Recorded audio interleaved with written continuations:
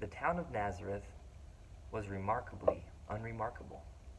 It was much like any number of other villages on the Galilean plain. Plain? That was actually a pretty good word for the town. No one particularly boasted of being a Nazarene. Fewer than 2,000 citizens called it home.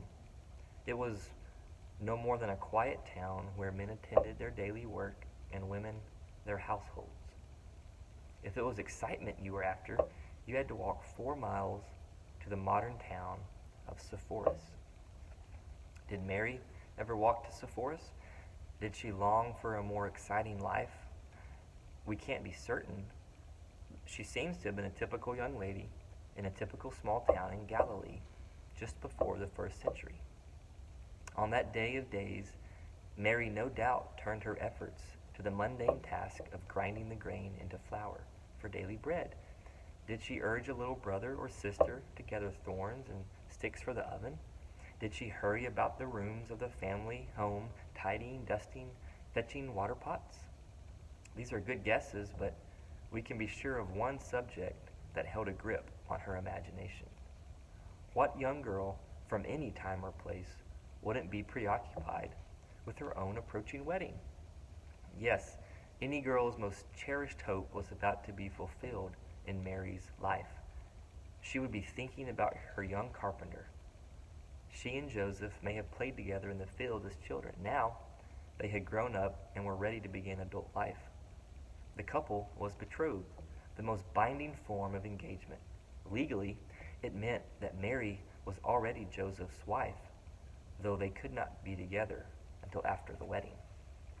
Mary must have gone about her daily chores with a happy heart. These were her final days as a young maiden. And then, in the midst of routine and readiness, a single supernatural moment shattered the normality of her life. An angel stood before her, as the 1st chapter of Luke's Gospel recounts. "Greetings, favored woman, the Lord is with you," Gabriel said, for it was that particular angel, one of the greatest in God's service. Seeing her terror, he assured her that there was no reason to fear, for the news he brought was wonderful. God had decided to bless her. She would have a son who should be called Jesus.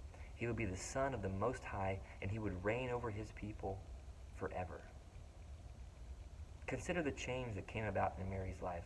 Thoughts of marriage turned to thoughts of motherhood, and thoughts of a quiet, ordinary life turned to the anticipation of being at the center of a spectacular miracle from heaven.